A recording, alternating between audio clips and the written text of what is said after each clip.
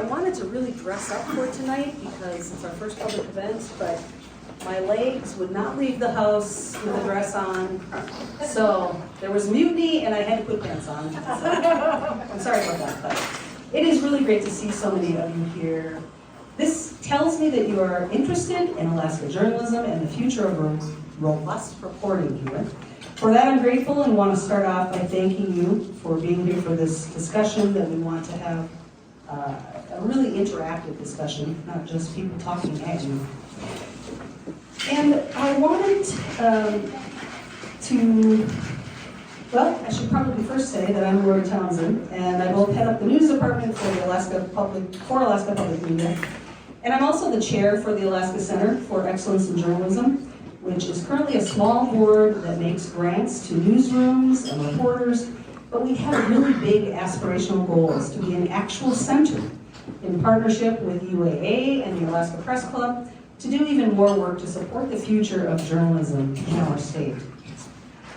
Every day, we in newsrooms and all who understand the importance of independent journalism are reminded of the power of and the threats against a free press.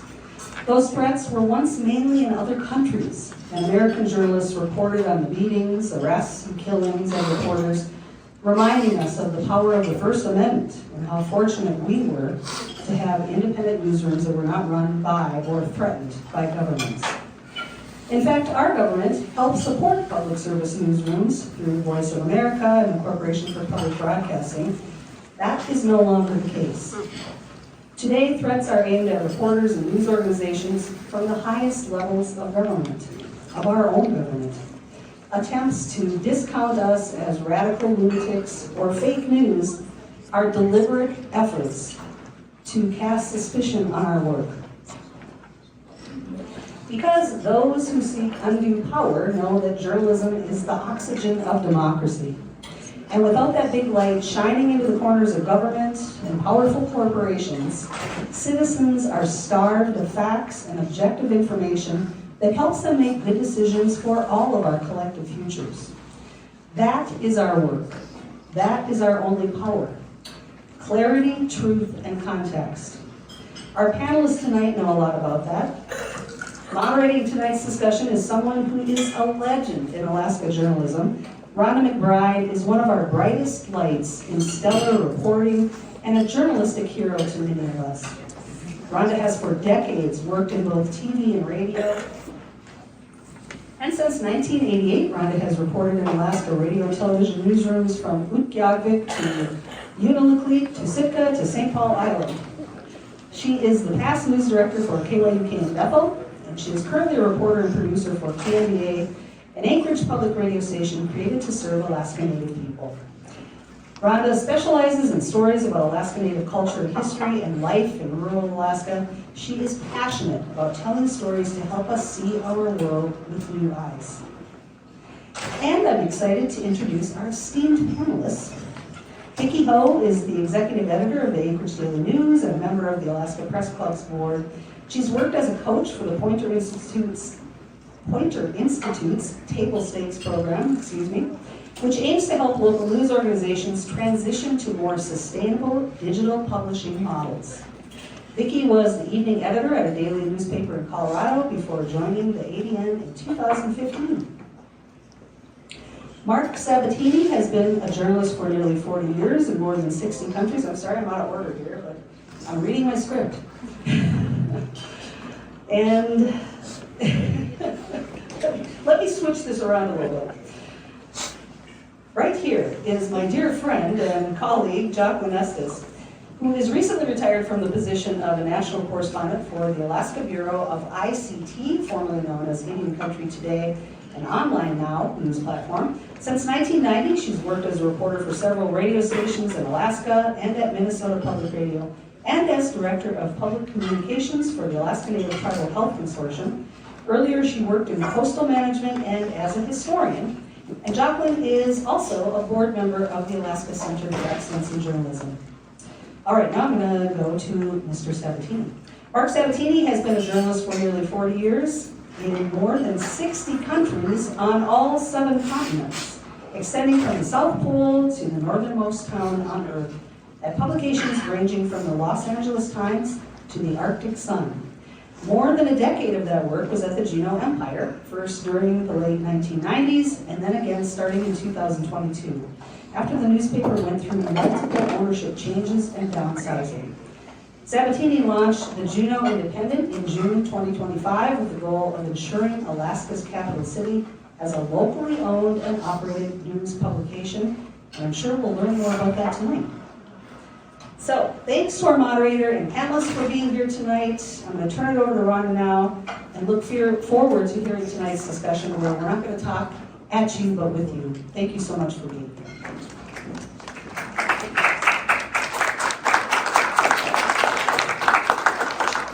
Thank you, Lori, for those introductions.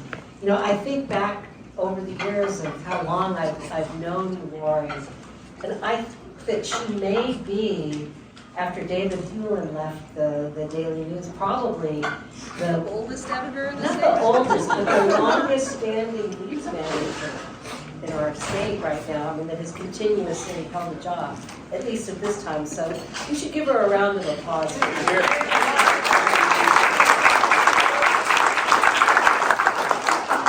we want to thank you for coming out on this very cold and very snowy night. But it means a lot to us because I think it shows how much you care about journalism. And I think sometimes we journalists can feel a little unappreciated at times, so it's nice to feel this kind of support. Well, one of the things we're going to do is unleash that big Pandora's box called editorial freedom and talk about that today. But we want to start with something much more basic and down to earth. And what I thought we'd do, and we'll just go down the road, and I'll start with you, Vicky, is what to you defines trustworthy journalism? I mean, what are the traits of trustworthy journalism? Hi, everyone. When I think about trustworthy journalism, it's journalism that is transparently reported. There's clear attribution, so you know where these facts or statements are coming from, and there are sources to back it up. If it's challenged, there's an explanation, there is a source that we can clearly point to as, you know, where we got this information from. Trustworthy journalism is also fair and seeks to include a range of perspectives, and it's not both sides of an issue, but it's really the pursuit of facts and truth. And I think we can all maybe appreciate that someone's definition of the truth might be different from another person's definition of the truth. But, you know, facts really are facts, and I think trustworthy journalism listens.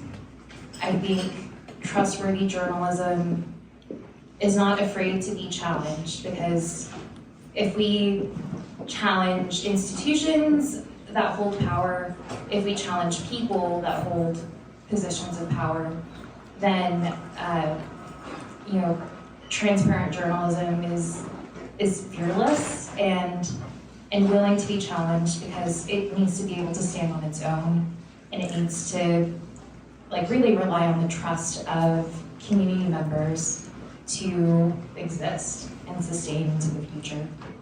Well, you covered a lot of bases there.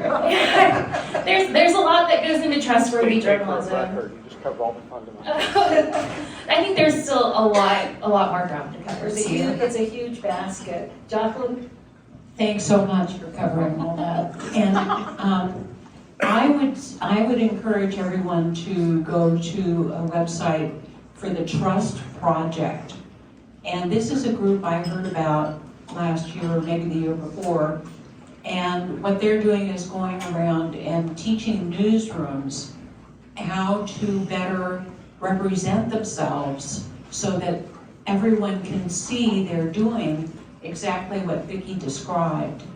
And something else, and the Trust Project has a list of things to look for when you're checking out your media source. And this is something that I've been encouraging people to do. I mean, Rhonda and I had lunch, and we were talking with a group of people, and we came out of it saying our personal mission has to be to tell people, to alert people to when they're getting misinformation. And the big thing is for people to be able to tell the difference. Because I know I've been fooled by artificial intelligence. I mean, the videos are really hard. I mean, most of the ones that fool me are jokes. You know, where it shows a dog chasing a cat and knocking somebody down and the furniture falls over, and I think, oh, that's so cute. And I put it on Facebook, and then I look at it a month later and I go, that's made up, that's fake. Why didn't I see it the first time? And the same thing happens with sources of news. And so it's something I want to be more aware of, and I want other people to be more aware of, is how to tell the difference, how to know when you're getting misinformation. And one of the hallmarks of good ethical journalism is trained journalists. And so that's the other thing that we need to look for, is how to get more people, more citizen journalists trained. Well, we need to get the Anchorage Daily News, you know, strong and powerful, and other media of record strong and doing their jobs that they know how to do, and being able to do it and afford it and do it right.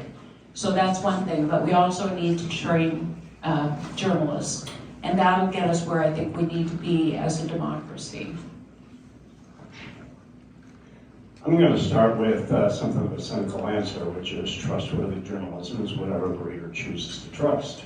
And frankly, right now, that's a problem, because to cite an example from today, was the woman driving away or driving towards the officer that shot her? It depends on who you believe and who you trust. And two very different stories of that are out there in the world right now, and only one of them can be correct. So I don't know what the answer to some of that is on that level, and frankly, I'm not trying to solve that. When I broke away and started the Juneau Independent, it was to do one pretty simple thing, and that was provide actual local journalism by folks who were locally knowledgeable and edited by folks who know what they're doing. And so what I'm trying to do is establish trustworthy journalism is for folks who live in Juneau to be able to read this and say, is this being published by folks who actually have an understanding of the community, and that's talking about historical, cultural, and contexts.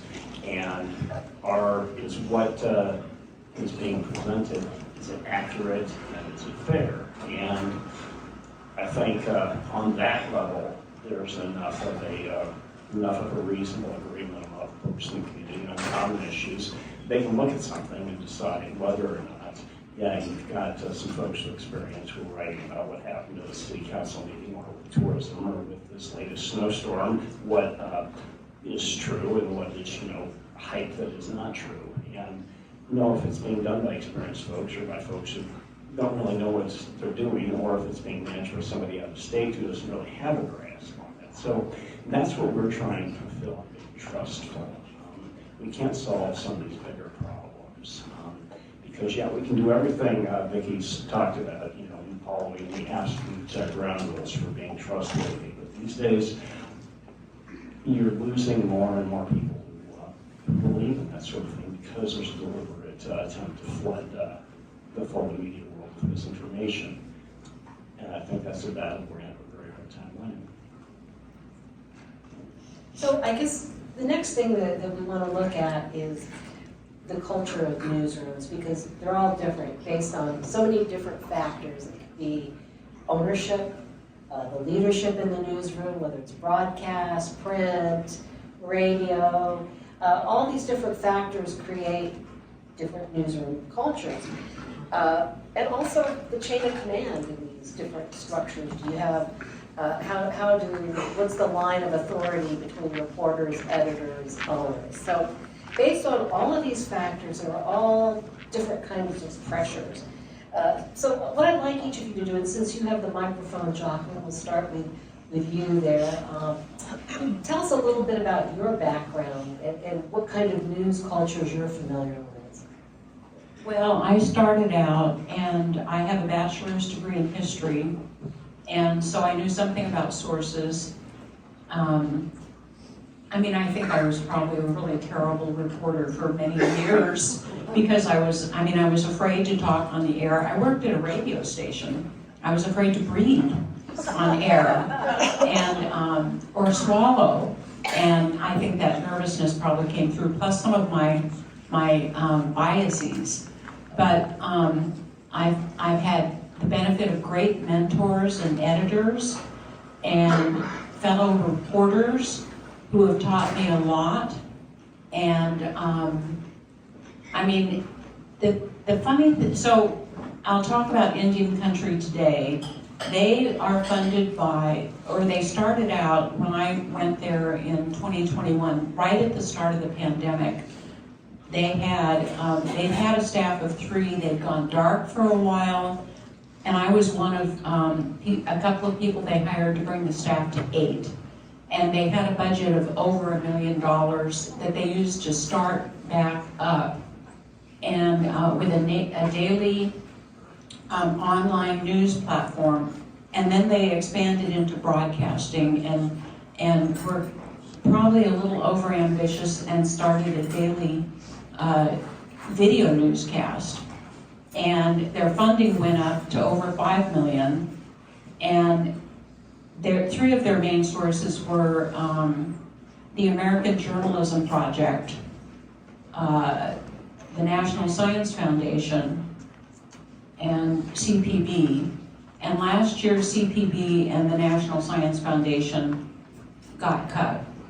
And that's probably why, when I retired, part of the reason why they haven't replaced me with an Alaska reporter. And they're trying to cover Alaska using the Beacon and Nat Hertz's Northern Journal? Northern Journal. Right. And so they're trying to do without an Alaska reporter, which I wish that were not the case. So when I worked there, I honestly didn't know how we were funded. Nobody ever once came to me and talked to me about who was funding us or any of their issues or concerns. And there was absolutely an absolute firewall between the funding sources and the newsroom. And I knew the most about Alaska, which is not always. I worked in other newsrooms where that certainly was not the case, but in this case, all the other reporters and the editors were based outside Alaska. And so I had carte blanche to pick the stories I wanted to do, and there were some you get tired of doing resource development stories with all the permitting stuff, but I would do them out of a sense of duty, and they edited, carefully, but I felt like I had that freedom.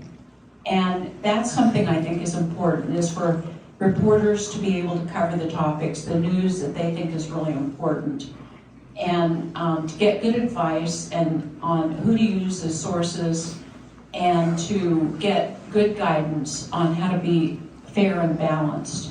Now, I worked at several public radio stations in Alaska.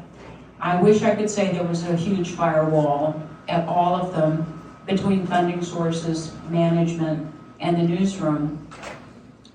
But I would say over, 2 or 3 times, management came to the newsroom and said, "Don't do a story about that." And it was in 2 instances, it was about funding by the state legislature. And there was a story that we were going to do, and that we ultimately did, that could be perceived as being critical of how much public broadcasting costs. And so, like I said, twice people came and talked about that. Another time, somebody came to me, and these are people in management, and they said, that story that you did could be perceived as critical of our board member, and don't feed it to the statewide network. And, I went ahead and fed it to the statewide network, but that's the kind of thing you have to guard against. And you have to, so what are you gonna do, fire me? And fortunately, I was at a stage in my life, I was very close to retirement, and I felt really comfortable saying that. Go ahead, get rid of me. And you're never gonna find somebody like me to do this job. And I bluffed my way through it, and it was a dare, and I waited to see where the chips would fall. The first two instances, it was my editor who stood up to management, and in the third instance about the board member, that was me. And that's the kind of pressure. And then there's the listeners, who call in all the time. But that's okay. What people told me is that means they care about what you're covering, and they have opinions about it, and they're watching you to make sure you're being fair. And so I always welcomed comments from listeners, as long as they were respectful. Well, Vicky, it's kind of interesting with the Daily News because it's owned by a local family, a well-known family, and a political family, and I'm sure that there have been a lot of discussions about creating those firewalls to make sure that the journalism is free of influence. Maybe you could talk a little bit about what the Daily News does to kind of keep the firewalls in place. Yeah, so I think there's often a misconception of what level of involvement our ownership has in news coverage. I can tell you that Brian Binkley is not in the newsroom every day making coverage decisions. We're not running stories past him. Often he'll read stories when they're published like any other member of the community. The only heads up I might give him is if there might be something litigious. As an owner, I think that's fair. But it's not like he sees coverage in advance, nothing like that. And honestly, if there were efforts to interfere with coverage, whether it's, from any owner into a newsroom where I worked, you have examples in the state and around the country of times when journalists have resigned as opposed to going along with that influence over their coverage. We just see that. Yeah, we did just see that. But that is a very clear, distinct line.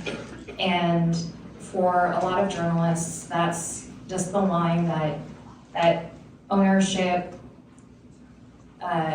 board members, funders just should not cross. And it takes, really strong commitment to your core values, your journalistic principles, to be able to walk away from that, or to push back, as Joaqlin did in her example.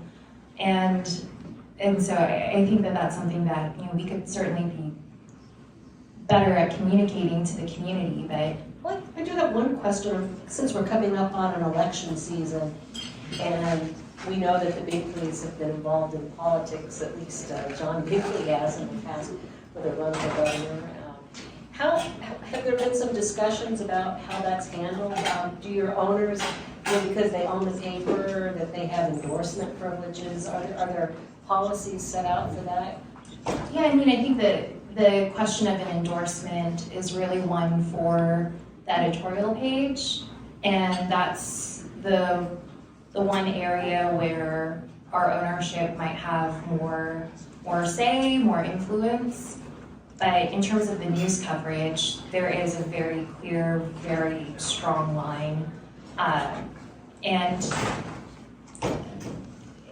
I don't know, it's just like, it's kind of unfathomable to me, even though I know it happens at other places. But I just know that the integrity of our newsroom is so important, because our work relies on the trust of our readers and our community members. And that trust is not something we take for granted. We know that trust is so easy to lose and so hard to gain. And violating that trust is kind of a non-starter for us. Right, it's interesting to hear about how that works, and that the journalism, the reporting, has a clear line. Let's go over to Mark Sabbatini. Of course, now you're an independent, right? And so that creates a whole different culture within the group of people that you work with. Absolutely, and the interesting part is I'm now a CEO as well as an editor, and believe me, if somebody had said that to me a year ago, I'd have done exactly what you all just did, which is laugh, because I am like the least CEO person ever. But one key thing of that is she was asking about ranges of experiences and cultures in newsrooms, and as my CV says, I've been in a lot of newsrooms here and outside the country, some very good ones, some very bad ones. I've had a pretty broad look at how things can function, how they can function well, how they can function profitably, and fail at both of those things. Also, I've been a good reporter, a bad reporter. I've been a bad boss at times. I'm hoping I'm now being a good one. Anyways, the point being is, right now, a lot of the things they're talking about, worrying about whether a publisher or whether the folks who make fundraising decisions and all that, the whole reason I left and I'm doing what I'm doing right now is, I'm at the final say on this stuff. Right now, while I'm talking, there is a fundraising committee for the independent talking about how they can hopefully generate some funds. I'm trying to keep pretty much as much distance from that as possible. I don't want to know if they ever came to me and suggested, well, do more coverage like this, I'm going to tell them flat out. No, we're not making any news judgments at all based on what does or doesn't make us more money or get us more donations. That's just not going to happen. Also, I think most of you are familiar with what happened in Carpenter Media earlier. You were referring to this where a state legislator was unhappy with some Charlie Kirk coverage and got rid of news. She complained, the company decided to pull the story and rewrite it, and as a result, the editor and some reporters of the Carpenter papers here in Alaska quit. If I'd been there, I'd have walked out as well. It's exactly what needed to happen. These days, if sessions coming up, we'll be covering it intensely because we're based in Juneau. Any state lawmaker makes a complaint like that, I'll say, fine, you write a letter to the editor, as long as it isn't libelous or obscene in some way, we'll run it, because, your opinion is perfectly valid.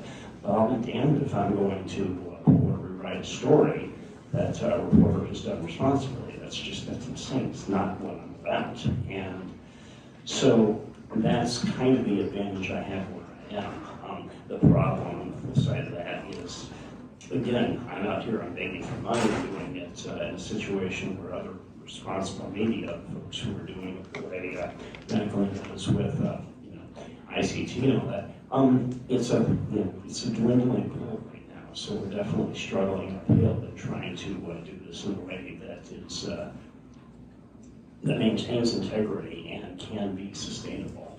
So. Let me pass the microphone back down here to Vicky. We've talked about some of the pressures on newsrooms that are pretty obvious, where you have advertisers pull out or politicians that try to browbeat editors over stories. But maybe, Vicky, could you talk about some of the things that are not so obvious, the ways that newsrooms are pressured? Yeah, that's a really great question. We get pressure from so many different directions, whether that's from elected officials or members of the public, people who fall on one side of the political spectrum or another. I don't know, I would say that we do get a lot of feedback from our readers. And as Joaqlin said, hearing from readers and hearing criticism, hearing suggestions, hearing questions like, why did you include this but not this? Or why didn't you report on that? For us, we always try to listen. But to us, it is also a reflection of how much people care about our coverage and what we do, how invested they are in the ADN and the work that we do. And we always try to listen. There have been times where, say there's an entity that's funding a reporting project, and they want to influence an element of that coverage or direct how certain parts of that coverage are framed or described. To them, it might not seem like a lot. It might not seem like they're trying to control the coverage. But from the newsroom perspective, that line exists for a reason between the money aspect of journalism and the reporting, because that independence is so critical to trust. And to be able to have the ability to say no or to walk away. And journalism is an industry that's under fire. It's an industry that is in many ways is struggling, but there are so many reasons for optimism too. But I would be lying if I had said that it wouldn't be tempting to stay in for the funding, because the funding can make such a big difference. The funding can bring more reporting to audiences. It can cover undercover topics. It can serve undercover communities. And it can be really, really tough to make that decision to walk away. And I don't know that I could fault someone who did. But when we're talking about press freedom and editorial independence, I think a really critical part of that is financial sustainability and having a diverse enough range of funding sources to where if one pulls out, if one backs away because they don't like the coverage, if that advertiser pulls their money, if they pull this campaign, they say, we don't like your coverage of this, we're backing out. And for you to be able to say, okay, that's your choice. That's something that maybe not every organization is equipped to be able to do, but it's why so many organizations are really in this. It's such an important moment for journalism funding. One thing I'd like to ask you about, because I see this happen occasionally in newsrooms, that an entity like a municipality or a governor, Hypothetically. Hypothetically, I remember when Governor Frank Murkowski banned a certain reporter. What was his name? Oh gosh, I miss him. He passed on a few years ago. Bob DeKotch. I think Bob DeKotch was not allowed to come to the press conferences or something like that. But anyway, one of the techniques I see being used is, if APD doesn't like your coverage, hypothetically, your reporter gets iced out. And you're told that you have to send a different reporter, because they're not talking to that reporter anymore. Can you talk a little bit about that? Do you see that happening in agencies, using that weapon, icing you out? In this very hypothetical situation, yes, we do see that happen with certain elected officials or certain public agencies, and that's something. There are all kinds of strategies to try to get around that, and just because an entity or an elected official, public official, doesn't want you to cover something, that doesn't mean you don't cover it. It means you just have to get really creative in how you cover it. And even if you know that some hypothetical public official or some hypothetical public agency will not answer your questions, will continually refuse to answer your questions, will not give your reporter the time of day, you still reach out. It's a commitment to fairness. And you give them as many ways to talk to you, as many opportunities to talk to you, to where it is really unassailable that you have made yourself available to talk to them. There have been some times where we've had to get, I don't think it's sneaky, but you have a different reporter reach out with the questions that the other reporter would have asked. It requires, really just presenting a united front and everyone being on the same page. Because, if you give them the opportunity, those in power will try to control coverage or set the agenda. And, they don't get to set the agenda for the work that we do. That agenda is set by community members. It's set by members of the public. We hear from people all the time, like, why are you covering this? Oh, you should pay attention to this. Oh, hey, did you know that at this meeting that they're gonna take up this issue? And we hear that and we respond to that, and the people set the agenda, not elected officials or public agencies. So, do either of you have something to add about the hidden pressures? Time. I mean, you're on deadline all the time, and you have to be able to get a hold of people, and sometimes they actually, you're trying to, but they're on the ferry, and then they're gonna drive from Haines to Anchorage, and they told their staff they're not available, and they'll still complain, why wasn't I in that story? And they're actually, so there's legitimate reasons why they don't get in a story, but there's, and then there's just, you need, anyway, it takes time. Something that just drove me crazy was when, I would see people write a press release, have one person who was allowed to comment on it, and then that person went and was not at work. They were on vacation. They were on vacation. And then they complained that they didn't get the coverage they wanted 3 weeks after the date, after the event. People don't know how the media works. And so I've given talks on that too, about how to work with the press on stuff like that.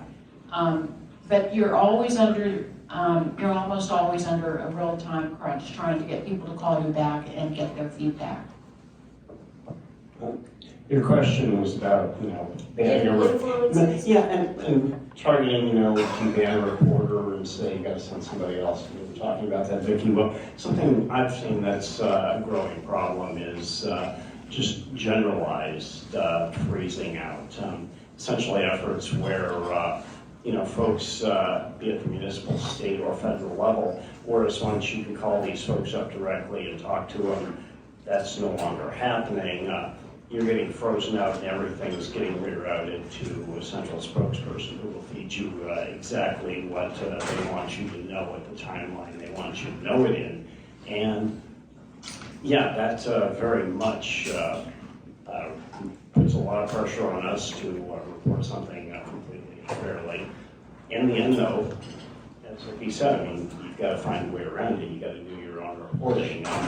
I went out to a fire before Christmas, stood out there for 2 hours in some fairly miserable cold and wintry weather, because they said, yeah, we'll have an incident commander come over and talk to you. Well, after 2 hours of standing out there, they came by and said, call the PIO on Monday morning. It's Saturday night, and I'm reporting a fatal fire, and I'm like, it doesn't work that way. I'm writing what I've got, and I was able to do that because I was out there at the scene. I talked to some family and some other folks and wrote it up. But again, Joaqlin saying, yeah, folks don't understand the media works. No, we're not willing to just wait a week until somebody hands us a prepared statement, but there is an increased, like I said, just collective level to try to control that information, that access.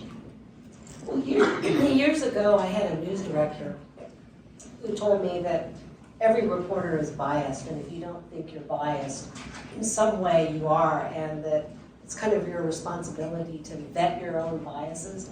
But biases and checking them are a key to trustworthiness, and I just wonder, Vicky, let's start with you. How do you police against bias in your news?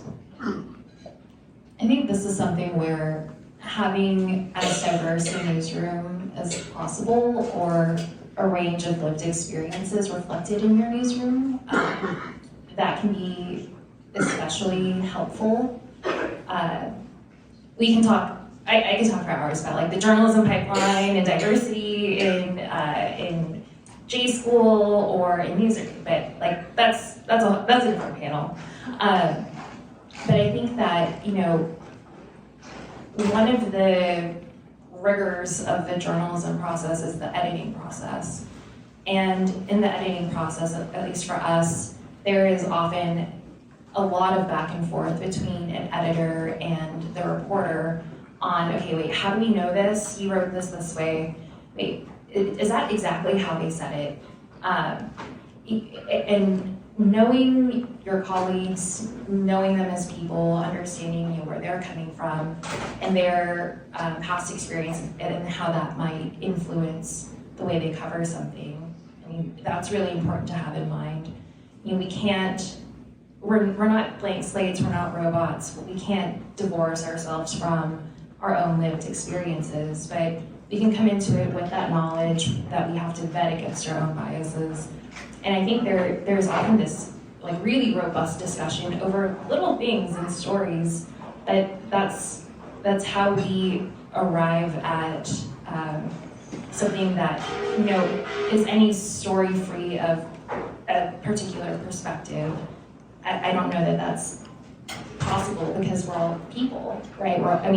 Unless you're AI writing stories, but That's another that's subject. that's a third panel. But yeah, I think having that back and forth, having that debate, editors push back on certain things in stories, not to be jerks, but some reporters might think we're jerks, but really just to make sure that we're testing the assumptions or the hidden biases or hidden statements within a story, because we know that readers will challenge us, we know that elected officials will challenge us, agencies will challenge us. So we're trying to find all the gaps in the reporting or poke holes in the story preemptively so that the story can stand and be as strong as possible based on the rigor of the work. Well, that's one thing, and maybe we could pass it down to Mark about editors. I think as newsrooms get crunched in budgets, that you talk about how the editors are the vanguard of preventing bias, but that seems like that firewall against bias kind of has gotten me hurt in the downsizing of newsrooms. Absolutely, because right now you talk about having a diverse newsroom. Well, I'm very lucky to have basically a full-time reporter and a part-time unpaid, essentially intern doing news. We also have a sports person, feature person. But there's a limit to how diverse you can be with 2.5 people. So, I'm an old white guy and she's, a young woman, so okay, that's a start. But yeah, in the end, when you have an operation that small, it all comes down to one thing, which is whether or not I can be a professional and exercise decent judgment and screening bias or not. And to be honest, my managing editor, who's the other person I talked about, she's pretty good as well at spotting it, especially in my copy. And so it comes down again to that first question of trust, because it depends on who you ask. I'd like to think if you ask a fair number of folks in Juneau, is this guy reasonably professional and balanced? They'll say, yeah, I feel like we're rating is that. If you ask the governor that, he's going to say absolutely not. And if you ask other folks in the capital that, I'm not sure what they would answer, but I'm sure there would be a mix of yes and no. And the problem with that is, again, it comes down to what is balanced and truthful news these days, because, yeah, I believe there's, firm and absolute truths in whatever we write should be as close to that as possible and described like that as close as possible, which means stating flat out things like the election of 2020 was legitimate, climate change, human-caused climate change is a fact, things like that. But those are horrifically biased statements to certain folks. And so, like I said, I have to hold true to what I think is a proper radar, and in the end it's going to be up to every single reader to decide whether or not they think that radar is correct. Joaqlin, I would also like to talk about bias in terms of cultures. I know Vicky brought up the importance of diversity in newsrooms, and probably for a long time in your career, in whatever newsroom you worked in, you were probably the only native and maybe one of the few in the state. Can you talk about bias that you've seen in newsrooms in coverage of Native issues? Well, so I'm Tlingit and English-Irish, and you're right, in most of the newsrooms I was in, I was the only person who was Native American until I got to KNBA and also Indian Country Today, ICT, probably the newsroom where, so I worked at Minnesota Public Radio for 2 years in St. Paul, Minnesota. And this was a real eye-opener. I'd been in a newsroom with 4 people, and now I was part of a news department that probably had 60 employees, you know, with producers, associate producers, assistant producers, engineers, reporters, and they were broadcasting on 2 stations, well, actually on more than 25 stations in 5 states, and with 24-hour news. So news updates every half hour. It was a huge operation, and they were covering virtually no Native Americans. The only stories they were doing were about gaming.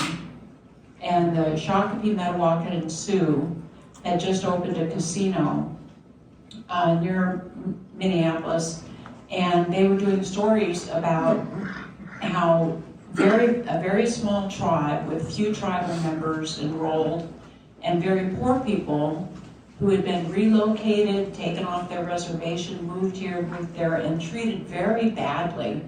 I mean, this is where the American Indian movement started, was in Minneapolis, and it's because of the incredible racism that they were experiencing there, and the trauma.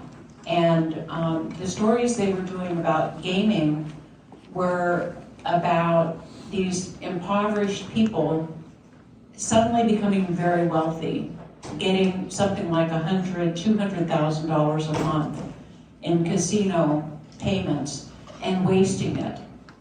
The stories kept talking about how these poor people were going out and buying more cars than they seemed to need, buying big houses. So anyway, what I tried to do there was, first I said, let me be your Native American reporter. I'll cover Native issues. And I mean, the other reporters, some of them had never talked to a Native American in their life. And they were just not covering, you know, they didn't know how many tribes there were in Minnesota, how many federally recognized tribes. They didn't know what their issues were, and there were huge things going on. There were court cases about land that were going to the U.S. Supreme Court, and they were barely getting any coverage. And so I was, you know, I took it upon myself to start covering these stories, and I feel like, I mean, it was a sort of thing where we'd be in a meeting and somehow the issue of race or diversity would come up, and I'd feel all these people turn around and look at me because I was the only non-white person in this huge cast of characters, and it was daunting, but I loved it. I mean, I started going to powwows, and I covered powwows like every weekend. I was putting in long, long hours. And I visited tribal reservations, and I just brought a huge number of people onto the air I talked about jingle dress dancers and grass dancers and all kinds of things. And I would take books to work, and I remember a guy coming up and saying, my God, those powwow dancers are so healthy. And I'm like, yeah, it's really athletic. And you know, it was like just this glimmer of knowledge that people were getting. And so I was really glad and proud to do that. But I will tell you, and they were paying me very well. Paula Dobbin brought me back to Alaska. I called KTOO and said, well, I'm not going to take the job you guys have there. And she said, well, they'll be really disappointed. Well, I had just missed a day at work at Minnesota Public Radio, and nobody noticed. It was like, hello. And so I thought I'd rather be there, and that's what brought me back to Alaska. Thanks, Paula. We're so glad you're here. Joaqlin, I have a question for you, if you don't mind.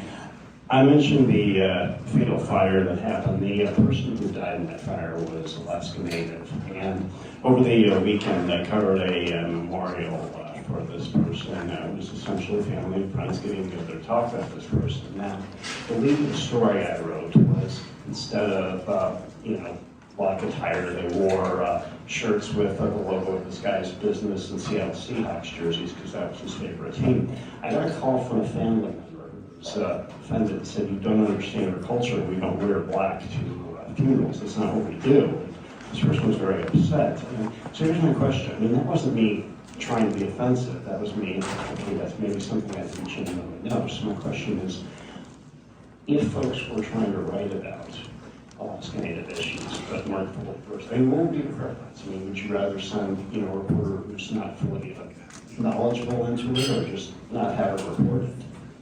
Because you can't cover everything. I mean, if you're working with a large staff and somebody's going to cover something, I mean, what would be your preference? Well, I mean, for one thing, I didn't know that it was not part of our culture to wear black to funerals. I mean, I have. And I would take the most knowledgeable person, and if the only person you have available is somebody who doesn't have that in-depth knowledge and context, I would still send them. I mean, I still want to see the coverage, and then just try to set up training and cross-cultural, bring in speakers, bring in natives before you get to the fire and have them talk.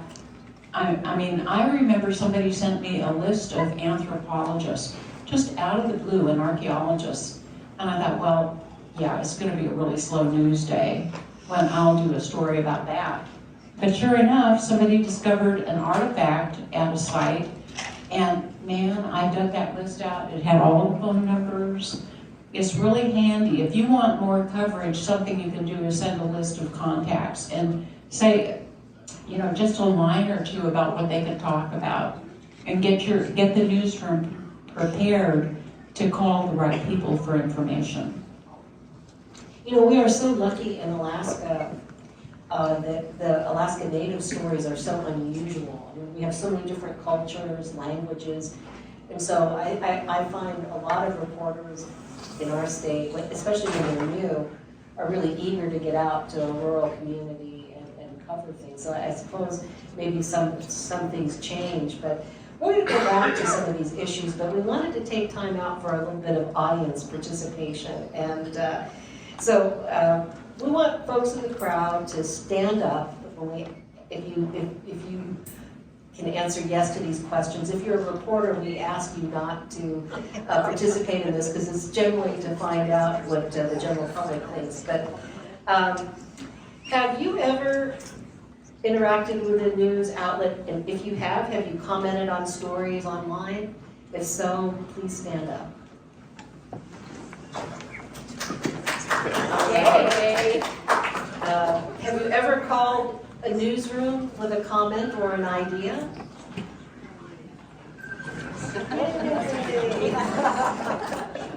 Have you ever written a letter to the editor? I love those letters to the editor. Some people are just ongoing characters, aren't they? And also, have you ever been interviewed for a news story? Okay. Now, hold on. How many of you were satisfied and felt the interview went fair? You were quoted and the story was accurate. yeah. All right. Oh, that's a good. So one of the things too is for those of you, we've talked about this range of participation. How many of you have just had interaction limited to online commenting out of all of those things? Okay, so you're multi-interactors with the news. Have you ever written letters to the editor or done on-air talkbacks? What they call on-air talkbacks, like when you sometimes you can call an answering leave a voicemail message commenting on a story, and sometimes they'll put those on the air. Have any of you done that? So there's a lot of things like that different ways to engage.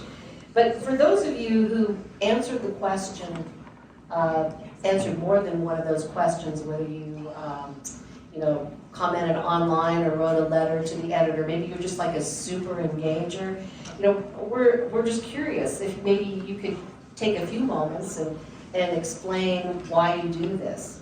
And Courtney's gonna come to you with the microphone. Any of you? Why we engage with news. That's okay. Oh, yeah. There you go. Hi, my name is Liz. I live in Kotzebue. My group is laughing at me. Sorry. I think a really important reason I can think of why I encouraged my husband at the time to engage with news is it was COVID. We have a son with special needs, and we were trying to talk about the challenges of trying to support him in his learning and a journey where he couldn't be in a classroom with supports. And so we were thinking about how we can engage and talk about representation in that space because we knew other parents were going through it. And so it just seemed like it was something we wanted to share and we felt like could be shared. We knew other parents were going through that experience. And I think it's important to try and foster dialogue, especially in a community that is not very well represented. I think sometimes in our state or having. Do you feel you were successful with that? I think relatively, it's a challenge when we talk about the experiences that we have had to really explain the full scope of that challenge. Each person who experiences special needs or is on the spectrum, like our son has unique needs. I think the story was fair and it was well represented. But it was, it's always a challenge to explain the full scope, maybe if there isn't someone who specializes in understanding those policy issues or the things that surround that community. But I thought it was pretty well done. Anybody respond to it? Sorry, say it. Did anybody respond publicly? You mean, If you were writing letters or doing comments or whatever, I mean, what kind of... I think we suggested a story, and then a reporter got back to us and then covered the story, yeah.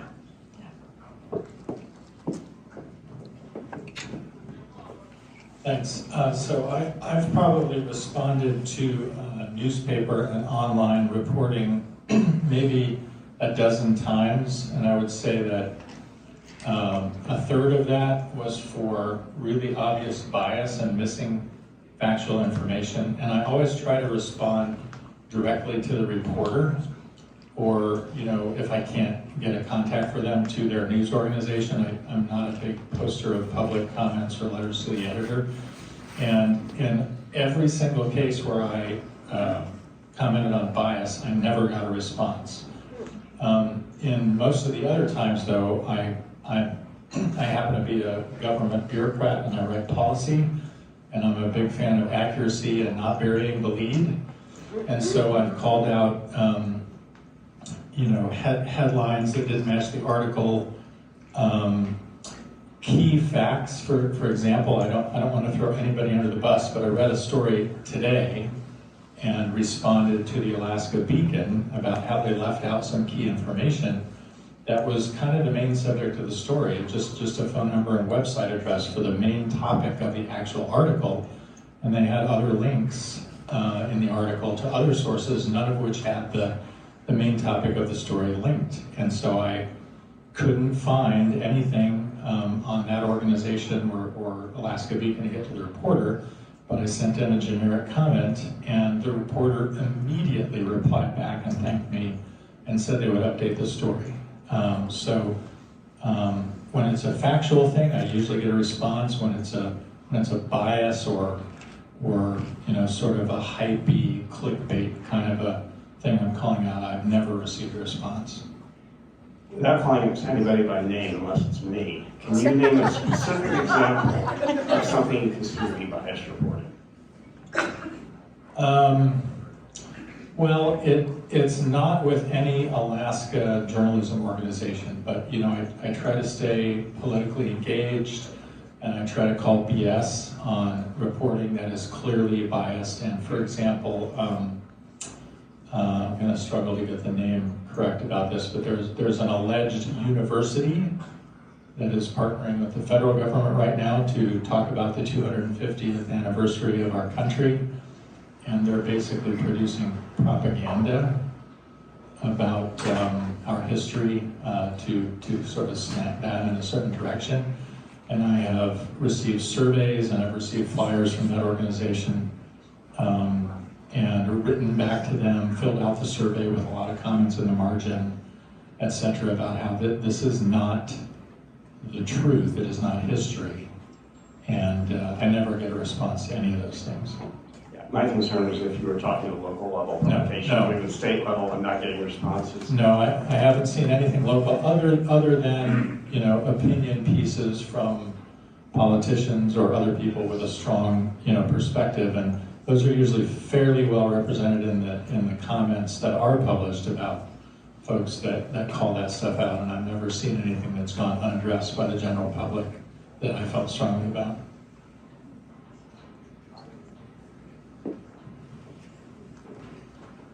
Anyone else? We also, we're having such a great conversation that we're going a little long, so if, this is when we're also gonna open up to questions, not just about how you engage with local newsrooms and other newsrooms, but if you have questions about how newsrooms make decisions, and any questions, kind of free for all. Well, you know, within reason. I'll answer anything. I ask a lot of tough questions. I don't mind.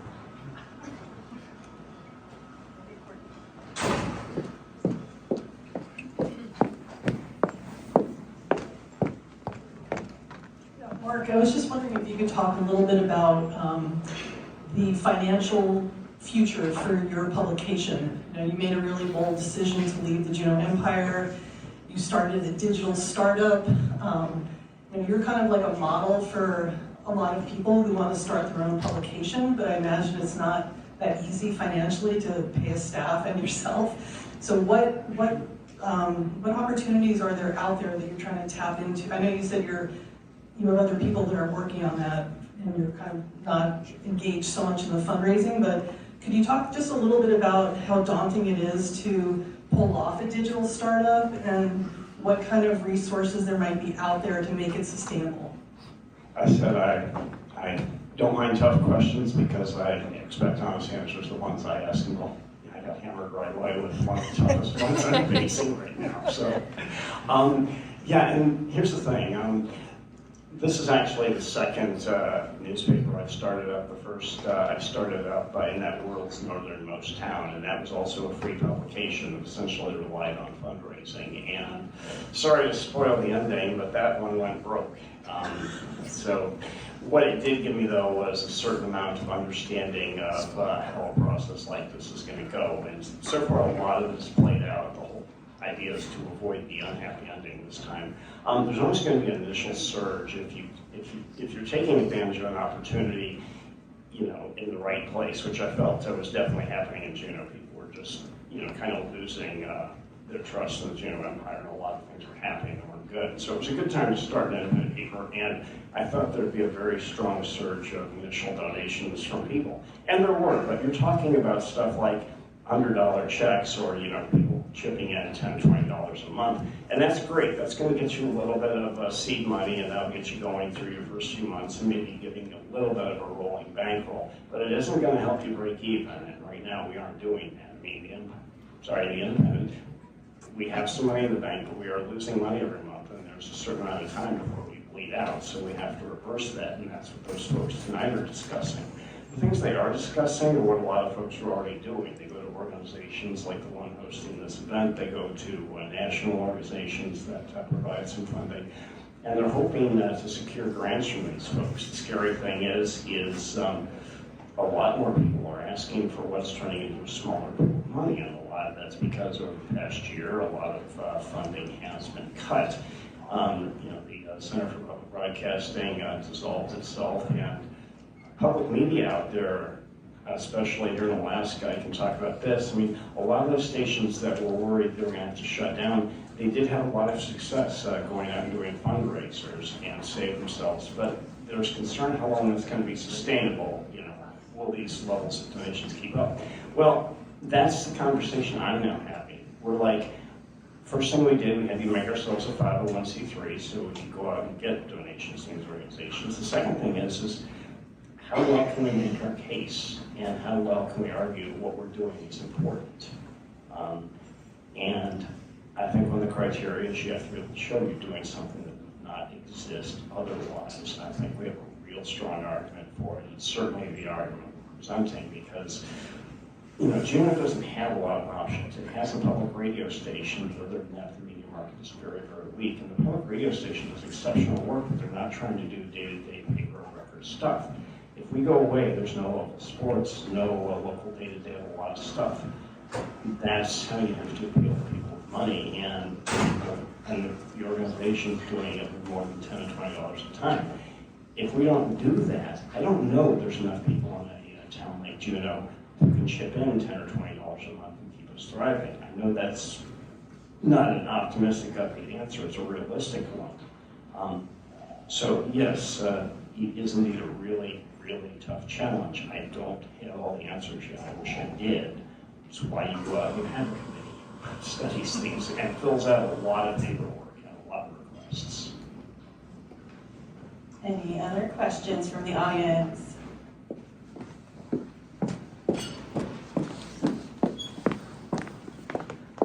Hi.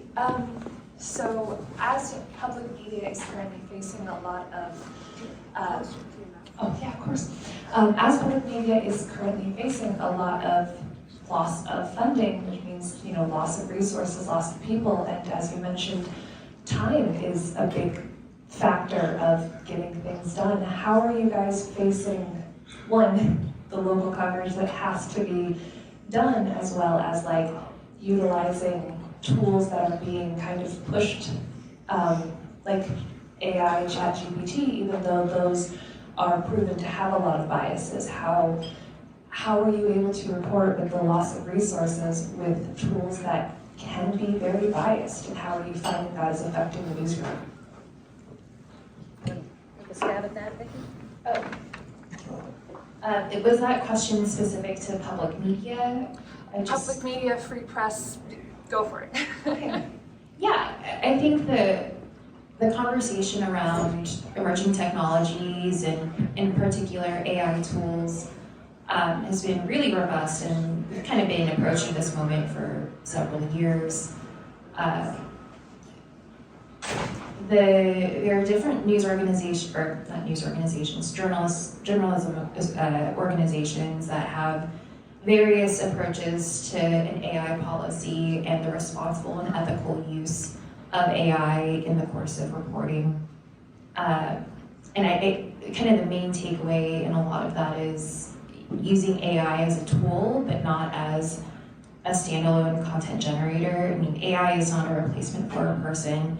AI does not have great news judgment. AI doesn't understand the nuance of history or context. And AI can be helpful as a tool, but it is no replacement for a human making a decision. And anyone using AI tools in the course of reporting, the outcome of that, ultimately that person bears the responsibility for what AI puts out. So if you're using AI to help summarize something, or if you're using AI to analyze a really complex data set, you really have to go back and check it. That responsibility falls to you as a journalist. It's really interesting to think about what the future of news organizations will look like as technologies continue to evolve, as staffs, in many cases, continue to shrink or resources continue to be strained. But I think there are also, it's kind of like doom and gloom right now, but there are many reasons to be optimistic. There are many avenues where there is momentum in the journalism philanthropy space, for example, and looking at how organizations have rallied around public media in the wake of the loss of CPB funding. That's really inspiring and encouraging, and it shows that there are people and organizations who really, really value the work of local journalists. There are other really inspiring examples of people starting, online news startups that do, it takes time to build that model and to build the right financial model for each news organization. But there are many cases where there have been inspiring partnerships and collaborations with citizen journalists, with colleges and college journalism programs.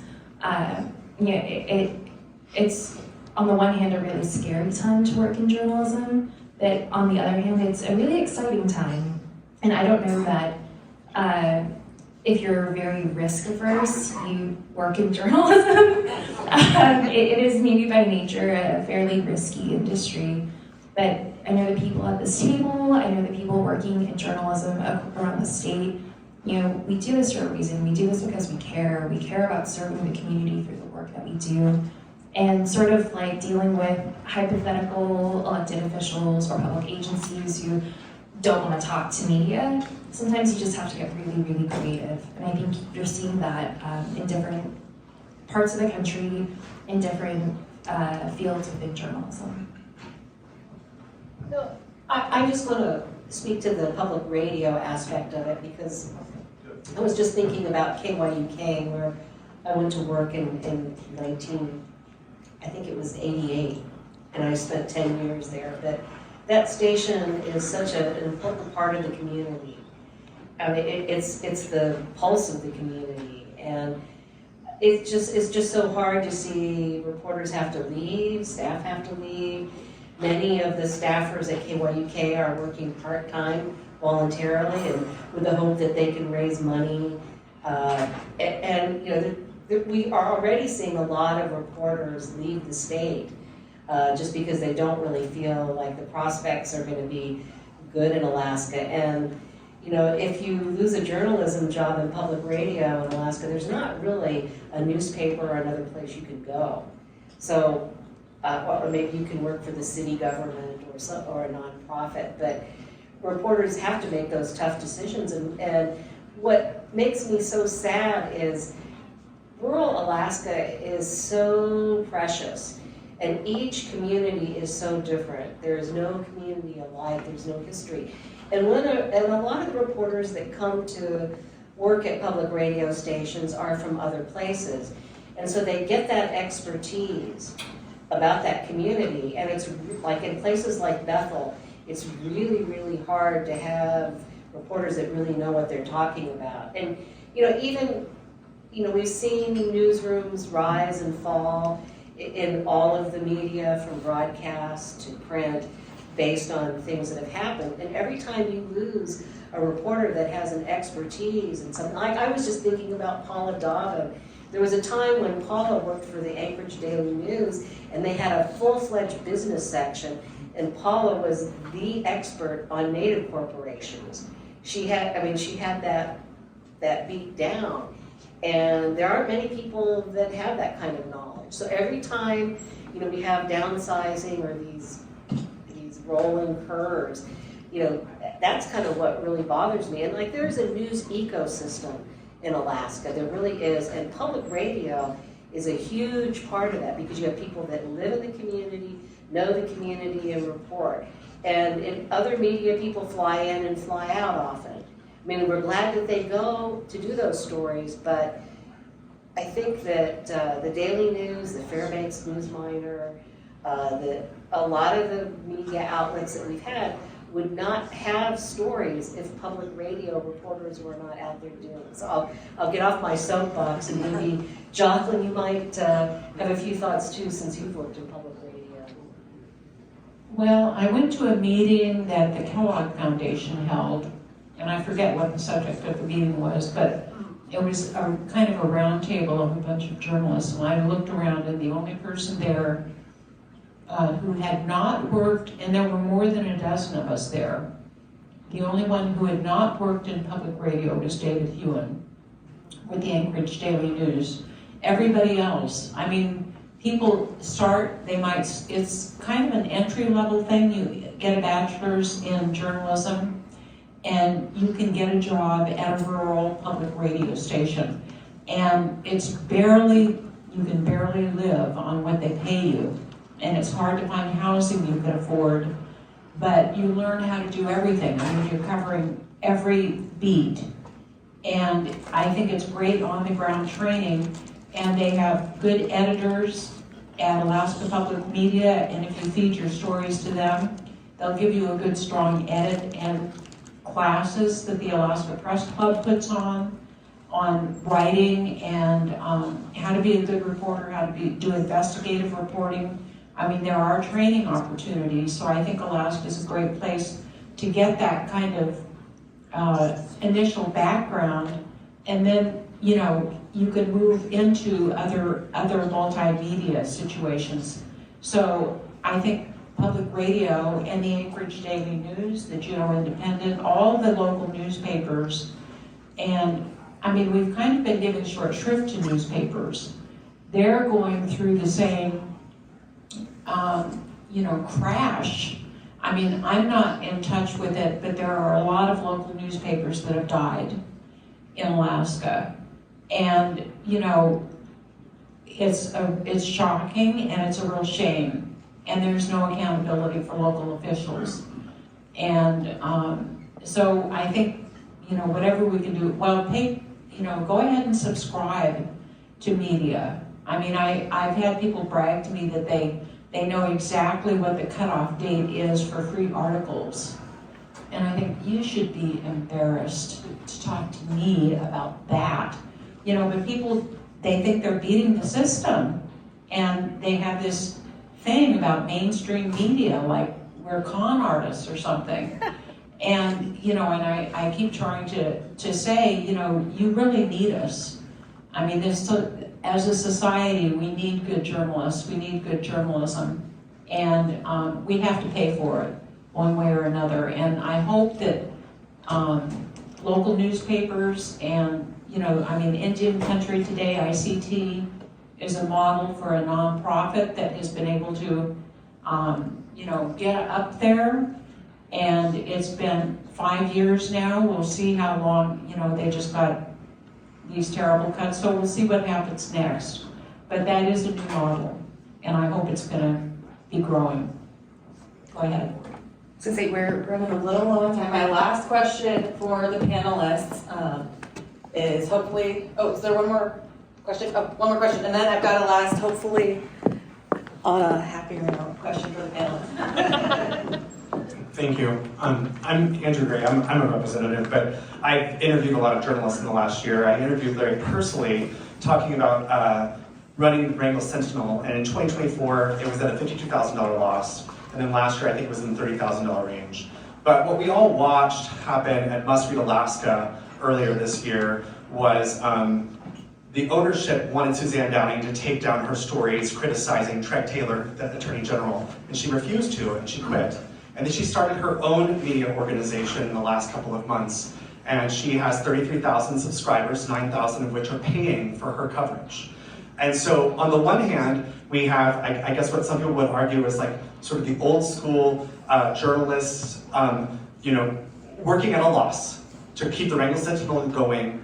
Larry feels like it's just going to be at a loss. He can't figure out a way to make it make money. And then on the other hand, we have Suzanne Downing rapidly starting a new publication, making it profitable immediately and being able to support herself.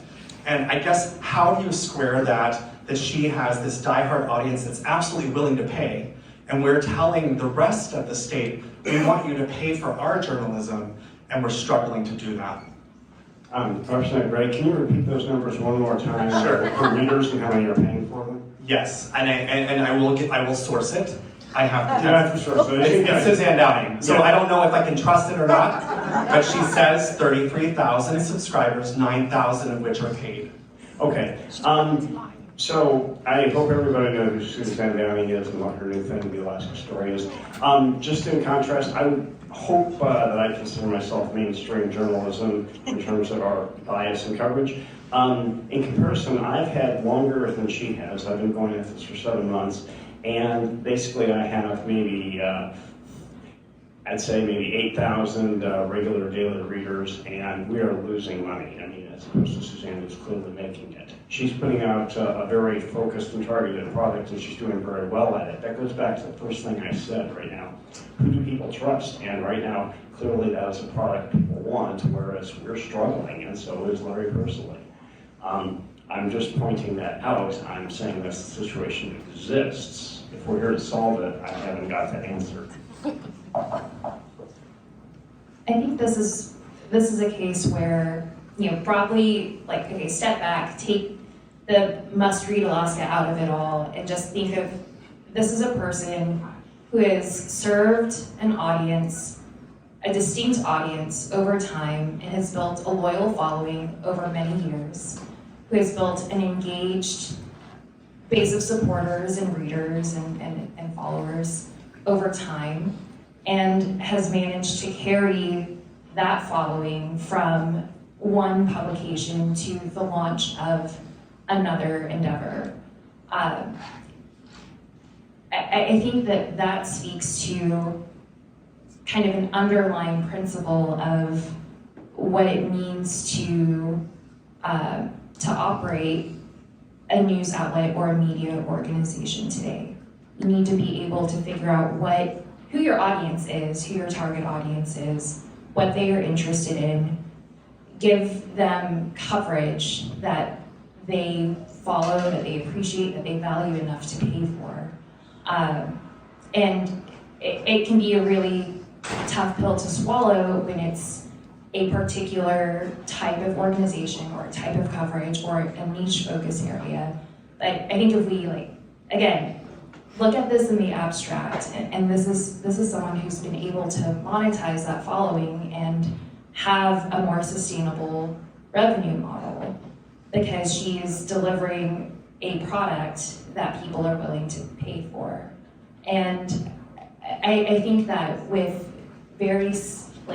with news organizations that cover a small geographic area, there are only so many people, and Mark, I know you'll have a lot more to say about this. There's only so much of a reader base that can financially support that coverage. And I think this is where we've seen organizations like the American Journalism Project and National Journalism Funders, or organizations like Lion Publishers. They recently gave the Nazi Sentinel and Amy Bouchatz a $100,000 grant to sustain her work in the Nazi, which is amazing. But just thinking about the business part of it, the audience part of it, I think very broadly, again, looking at this in the abstract, that is what Suzanne Downing has been able to do. And her audience is not geographically isolated in the way that a smaller local newspaper or a smaller independent online news organization might be. So thinking about the size of the market, the propensity to pay for coverage, there are all kinds of different factors that are involved with that. And I have to imagine too that she might have sponsors or advertisers too, and has built those relationships over time as well. So that would be my observation. Again, looking at this in the abstract, and then I'm going to turn it back to Mark. I have a limited question for you. Is Suzanne Downing providing trustworthy, fact-based journalism that advances what we're discussing here today, which is an independent, strong media that provides a well-informed community? Leaving the witness. Why are you asking me that question? Well, because You're essentially saying she's providing a product that readers respond to, and I'm saying yes, but is it quality journalism that provides a better informed readership? I'm saying as a fact that she is providing a product, a media product that people are willing to pay for. That is what I'm saying. I think that's journalism. Yeah. That's a different question. That's a different question, and I don't think that's. It's not journalism. I don't want to get into that. Partly because I think this discussion gets to the heart of a lot of debate, and it's happened over years where it's like, what is journalism? What is reliable? That was the first question. What is trustworthy journalism? And I'm not the gatekeeper. I'm not the arbiter of what is and is not journalism. Other people might define that differently. And I know that there are people who will weigh in online and throw journalists under the bus, and I think that they might feel like they are helping, but sometimes they are undermining the credibility of actual journalists who are just trying to do their job, and we're all human. So I don't know. I think that's a different question that I probably wouldn't want to. I wouldn't want to discuss that in an open forum necessarily. No, just another question for the audience. You can just raise your hand. How many of you read Alaska Landmine, the Alaska Story, or Must Read? Raise your hand. Occasionally. So there's quite a few of you. How about at this table? So they do have a place, but one question I have, and maybe Mark, you can answer this, is Suzanne Downing maybe has one advantage, and you know, I suspect that more than her subscribers, just from the look of her Facebook page, her well-produced videos, I mean, they're well-lit, she's got some money to throw into some of these things, and so I wonder if there's more money than just subscribers, that she's got, you know, political contributors. I remember when Dunleavy was running for governor, I believe that his brother gave her a big wad of cash to get started. So in some ways, if you're, she's not so much a journalist maybe, although she does do some journalism, because if she just tells a straight news story about some feature that's interesting, I mean, it's quite good. I think she's a good writer. But I think that she is in that category of being an influencer. And so money goes to her because certain people that want influence will gravitate to her. So I just wonder if that's another added advantage in the funding. Absolutely. So. First of all, yeah, I read her thing, I read Must Read, I read The Landmine, and I do it because I believe in reading everything. And also, Suzanne, yeah, she feeds me stories, and legitimate ones. And so I'll give her credit for that. The problem is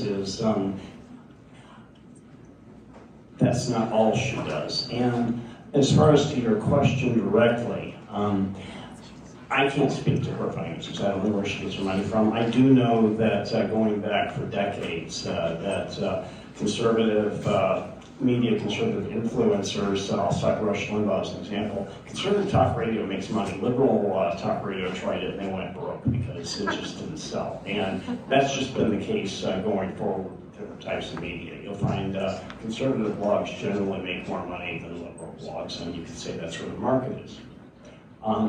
So in terms of does she have more influence in terms of, you know, reaching the audience, and is she more successful?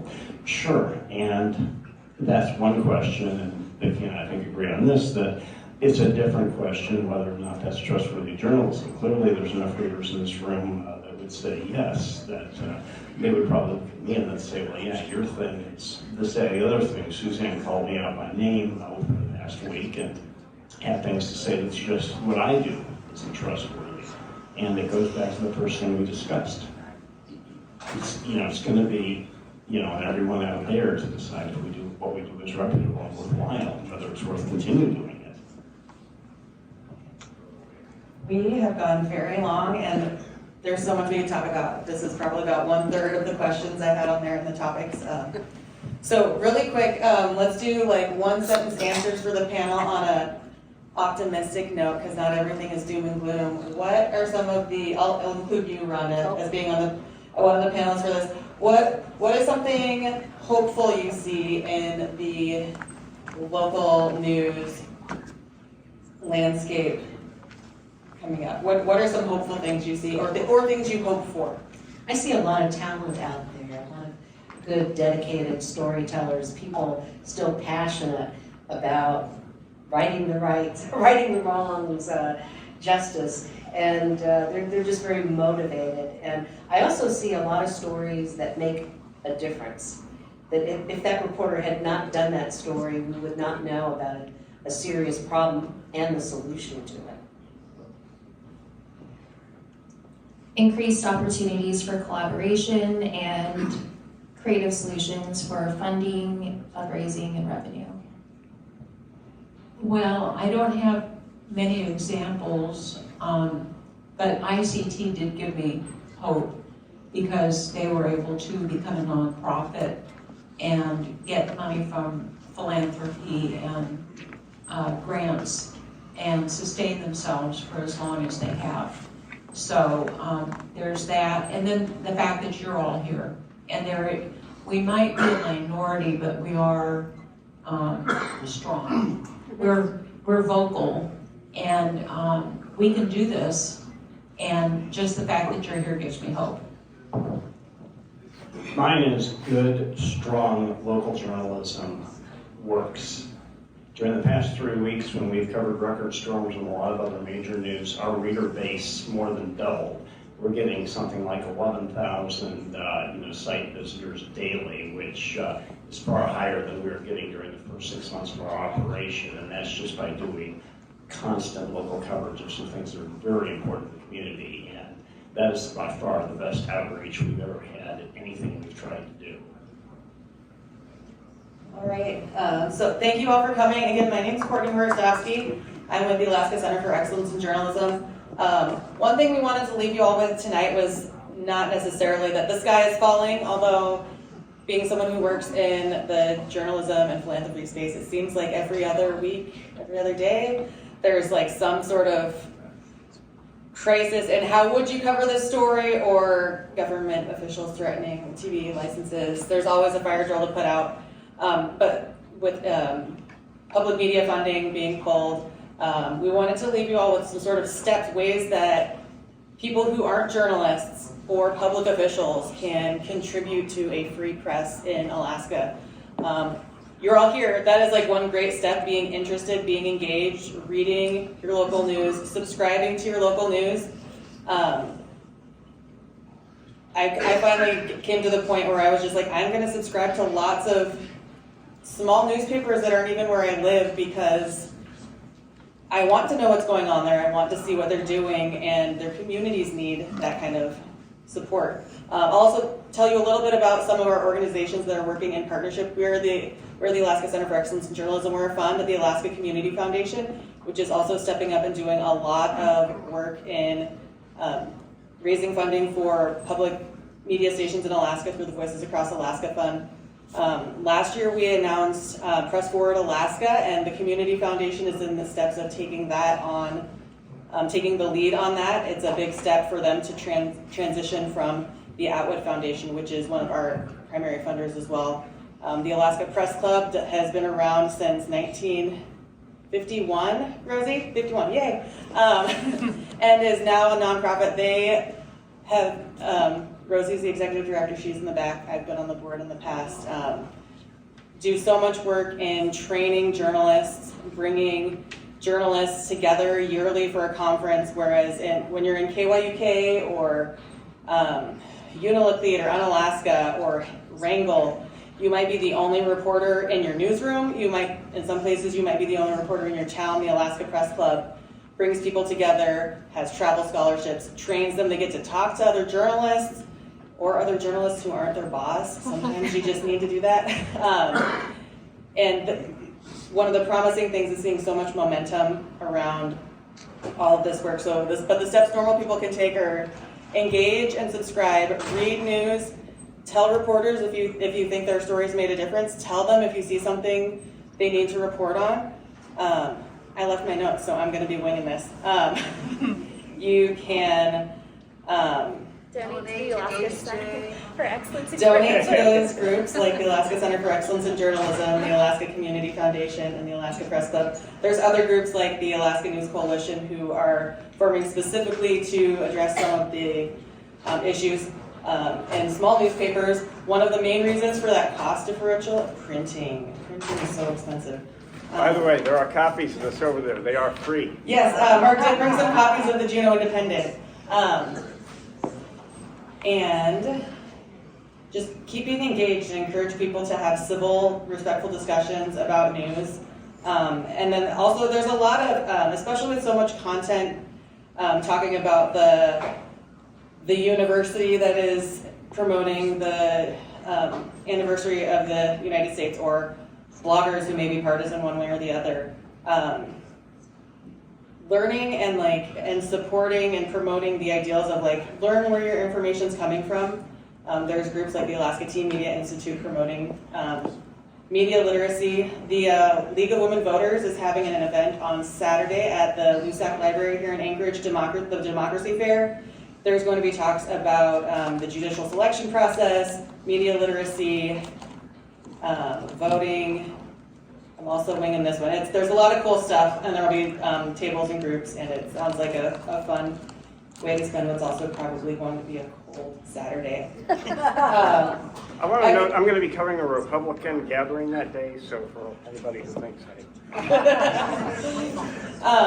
So I've probably talked long enough. Thank you all so much for being here. Did you have something? A shout out for our university journalism program. Yes, the university journalism programs. They are very strongly involved in all of this work. I may not have mentioned their organization by name, but Paula and Elizabeth Arnold and Lynn Snifka are involved on the boards of many of these organizations as they're training up the young people who will be the next generation of reporters. There's also, the Alaska Community Foundation has at least 2 media scholarships that'll be opening up in the next, on the 15th. One of them is the Nellie Moore Memorial Scholarship for Alaska Native journalists. And the other one is for students in any kind of media, including journalism, and there are many other scholarships. I was not able to get them all together, but if you're interested or know kids who want to go into journalism, come see me and I'll email you what I know. And we need to give Courtney Horostowski a real shout out here because she organized the panel and helped draft the questions, and so please give her a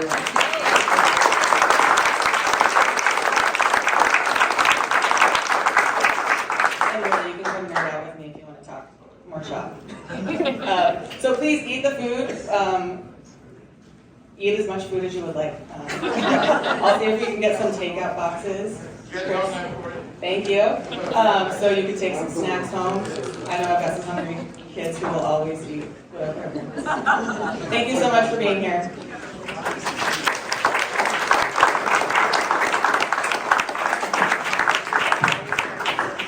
Yeah, thanks. I appreciate it. No, we really, I mean, it really put us on the map. Thank you. Yes, nice to see you. Yes, yeah. Yes. Thank you. It turned out really well.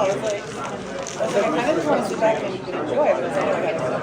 I was like, I could, like, that was, I was nervous, so I'm like, sometimes or, you know, I'm like, and I'm like, there's really stuff. I know. We could talk about AI, we could probably have a whole panel on social media and influencers. So, Wayne, thank you so much